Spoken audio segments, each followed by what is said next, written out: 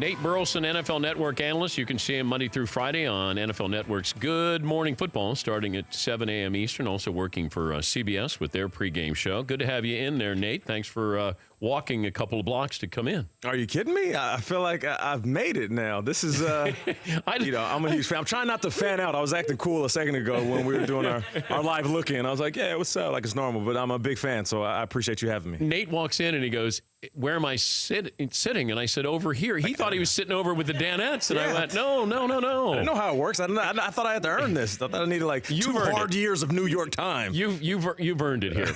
Your reaction to the Cleveland Browns, Hugh Jackson is going to stay head coach for next year. Yeah, I'm not surprised. I feel like he needs more of an opportunity to kind of put everything in place. When you look at what's happened over the last couple years, there's a lot of guys, a lot of talent that have left that building. You got to give Hugh Jackson a chance to bring in the talent that he wants. You know, they did fire Sashi Brown, correct? Yeah. And that doesn't surprise me because I was there for that brief moment before I retired. And let me just name a few guys.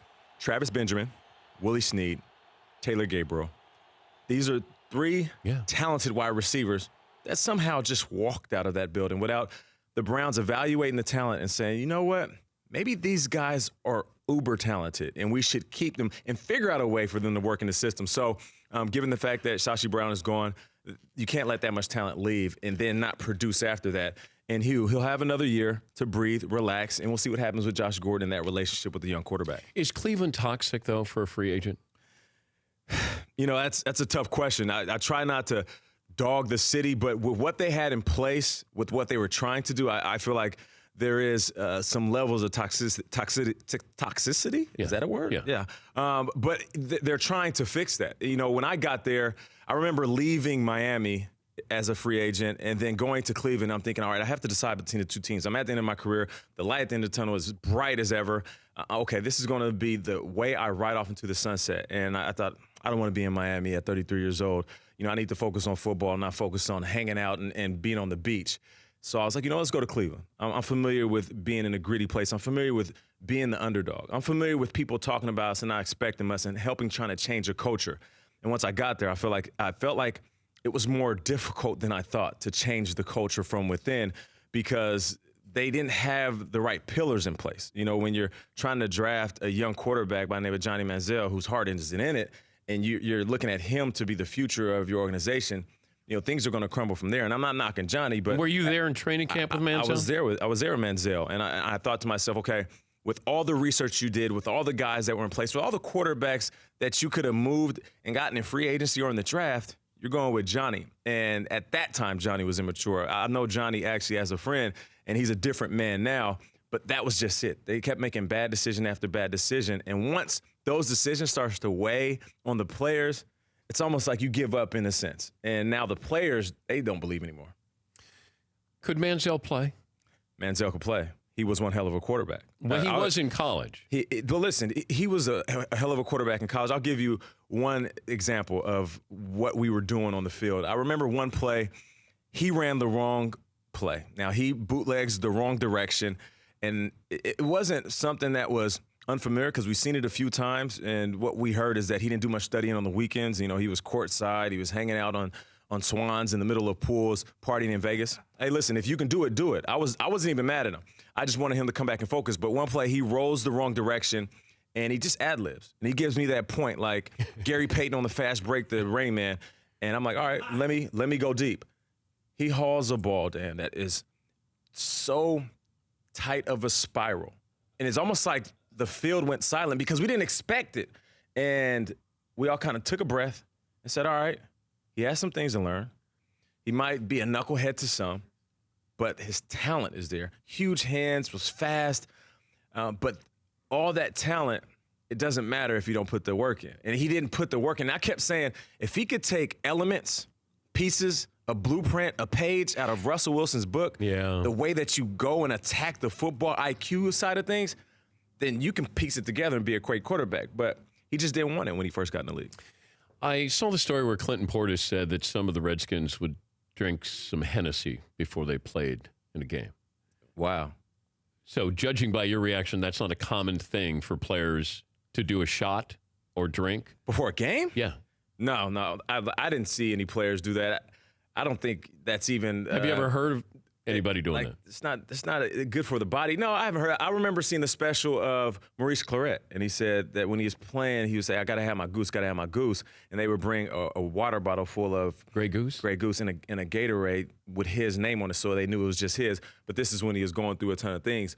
But players that I play with, I couldn't think back and say that guy was tipsy at practice. Now, thinking back, could I look at a guy and say, maybe he smokes? Yeah. Yeah, you can always kind of tell a guy who's high versus a guy who's drunk.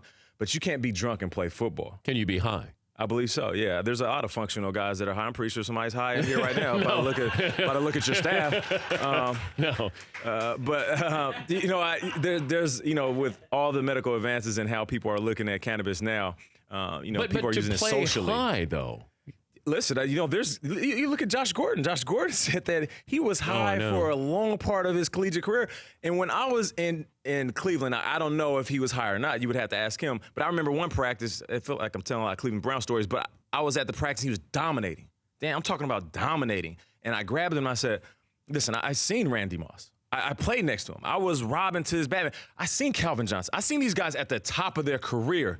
You got that. Like, you got the juice, bro. And he's looking at me. He's like, yeah, Nate, I got to get back in shape. I'm like, what do you mean get back in shape? Like, you're dominating practice. He said, I could lose a little bit of weight. And I'm thinking, okay, if you're telling yourself you're out of shape, you probably could lose 5 pounds. I'm like, what do you mean lose a little weight? He's like, I could lose about 20 pounds. I'm 20 pounds overweight.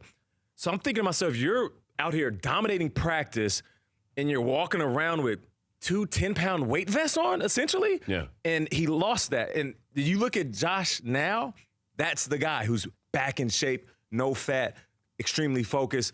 But yeah, I don't know if at those times he was high, but from what I read in the interviews that he's given lately, he spent a lot of his time under the influence of something and still was a great athlete. Corn Robinson, who played in Seattle, he had a lot of issues and battles with alcohol. He was a great athlete. Some guys can function, high or drunk, but I just hope they don't, because this window of time, in the analogy and metaphor of football, just don't fumble away this opportunity. And Josh, don't do it. Yeah, and Josh almost did that. He's Nate Burleson, NFL Network analyst, joining us here in the Man Cave. I'm trying to understand targeting, and I'm trying to understand if the NFL does have their targeting rule. College football does. Yeah. But it feels like it's a 24-hour delayed targeting rule with the NFL. That I can decide if George Ialoka, in a college game, he's probably tossed with the hit on Antonio Brown. But 24 hours later, he gets to say what he wants to say, or his agent does. You get to review it. Is this the targeting rule without saying it's the targeting rule? I believe it is, but we need to tighten that up because, there's so much confusion when it comes to the actual rule. And when you're looking at the game and you're actually breaking it down, what happens when a defender is trying to make a tackle and when he's trying to avoid hitting somebody, and the offensive player, whether out of pure athleticism and agility, he moves out the way, or out of pure fear, he moves out the way, or he tries to slide to avoid the contact, he can put himself in a position to where all of a sudden he seems as if he's being targeted. I've seen so many guys within moments of making a decision, at 10 yards, you lock in on your target. At 5 yards, you're completely committed. And then at 2-3 yards, you're going to hit whatever you see. Now, if I, as an offensive player, make a move and I move my body or my head in the way that you're trying to avoid hitting, now all of a sudden you look like the bad guy. So we really have to break down. Would you have suspended Ialoka? No, I wouldn't have suspended him. I wouldn't have given him. He's going after his head. But I wouldn't have given him the same suspension that I gave Gronk, though. Well, Gronk deserved 2. Right. But I can't. If Smith-Schuster doesn't taunt Vontaze Burfict, does he get suspended? No. That was a clean football hit. And people say, well, that was a clean football hit 15 years ago. No. That was a clean block. If Vontaze Burfict didn't get hit on that play, he would have made the tackle. So, but then they're saying he's defenseless. How can Vontaze Burfict be defenseless? That doesn't make sense to me. When he's tracking down a guy that I'm trying to block for, and I give him a shoulder to the middle of the chest and he goes down. But I was listening to you, Dan. If he would have leaned over and gave him a hand, he would have been good. Or if he'd have just walked over him and he didn't do the Iverson over Tyronn Lue. If you sit there and stare down at a guy, everybody's going to be shocked. But you know what? I'm not that mad at that, Dan, to be honest with you. And I know the walking over. I'm not. I got a problem with that, man. I get it. Here's the thing. guys have walked over me, and I'm just like you. I do the cup check. I'm aiming for that groin, and I'm pushing them up off me, and I'm yelling back at them. I agree with you. But as an offensive player who, in that one play, I saw shades of Hines Ward. I saw shades of old school wide receivers that like blocking. We got a lot of diva guys that play the finesse position now. They don't block. I like that. And I like the fact that this young fella bought into the rivalry. We love him, and he does a celebration. It's cute, and Juju, we make fun of his name and his celebrations. But for a guy to buy in and dive in on a rivalry that he is just now tasting, like that to me means commitment. Now, did he go a little bit too far? Cool. But if he walks back in that locker room and they close those doors, those Steelers is like, hey, young fella, I like that. Do you still hold a grudge with anybody who hits you? You know, it's funny. We had Brian Urlacher on Good Morning Football, and Brian Urlacher was a guy I feel like I talked to the most, and I wasn't even on his level. That's a Hall of Fame caliber linebacker. But, you know, I talked a lot of trash. I did a 2-yard first down, and you think I was doing choreography out there, and I would do it and bump into the guys that were around me, the defenders, so they would, like, get upset. And I remember I went to catch a bubble route, and it slipped right out of my hands. And I'm just like, damn it. Okay, all right, let me get back in the huddle. And before I can get to the huddle, Urlacher's like, hey, 13, where's your little dance now? And he does this shimmy. And first of all, I'm like, Urlacher, you're way too big to be shimmying like that. Yeah. But in my head, I'm like, what? Okay, so then I catch another route. I shake up the cornerback, and then I go out of bounds, and I don't even go and talk to the corner. I'm running over to Urlacher like, that was for you. I'm at you all game. But then I'm thinking, like, I might have just bit off more than I could chew with Urlacher. So we had this, like, rivalry back and forth, and I really felt like, at all the guys I hate that guy. But then there was 2 unique moments that happened after that. I played in Chicago. I broke my leg, and I wanted to get up and walk off, even though my leg wouldn't allow me to. I get up, I crumble, and I try to get up again, and I hear this voice say, stay down, let them help you. We know you're tough. And I'm thinking, like, which one of my players is saying that? You know, I don't want these Bears to think I'm soft. And I look up, and it was Urlacher. And I had to take a breath and say, wow, I'm letting my competitive nature get the best of me. And then he had a passing in his family, and as we're wrestling and tussling and the tough yards within a play, and I kind of clear up, I look him in the eyes, and I'm like, hey, you know, sorry to hear about your passing. And it was 2 moments that were bigger than a touchdown, bigger than any cheap shot or cheap hit or cheap thing I could say about a guy. I went from thinking, I really hate this dude, to, like, it doesn't matter once you leave these white lines. Like, you can be as competitive as ever without being a jerk about things. Final 30 seconds. Your NFC pick for the Super Bowl will be? New Orleans Saints. Yeah, I'm looking at how that offense is moving. For me to tell you before the season that Drew Brees would win a game without throwing a touchdown, and he wouldn't have any interceptions, and there would be 2 running backs that would remind you of something from yesteryear. Kamara looking like Marshall Faulk, and Mark Ingram looking like a MJD out there. Like that would shock you. So that talent, and then the defense coming around, going from historically worse to now being one of the top in the league, that running back core, it could win games, because you're going to face these high-flying, deep-throwing offenses. What do you need? You need guys that can control the clock and keep their butts on the sideline. And it travels. It always travels. That game travels. Weather, regardless of what the storm is, outside, rain, sleet, snow, you can always run the rock. All right, final 15 seconds. Who's going in from the AFC?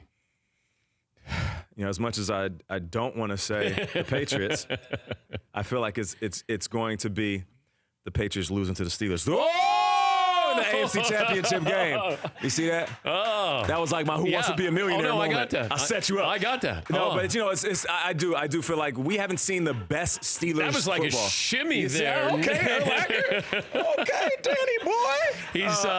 He's Nate Burleson, NFL Network analyst. You can see him every Monday through Friday, NFL Network's Good Morning Football, starting at 7 a.m. Eastern. You're always welcome back. We appreciate you stopping by, Nate. I'll come back sooner or later. I'm a big fan. Thank you. Right. For more Dan Patrick Show, tune to Audience Channel 239 on DirecTV or download the Dan Patrick Show app.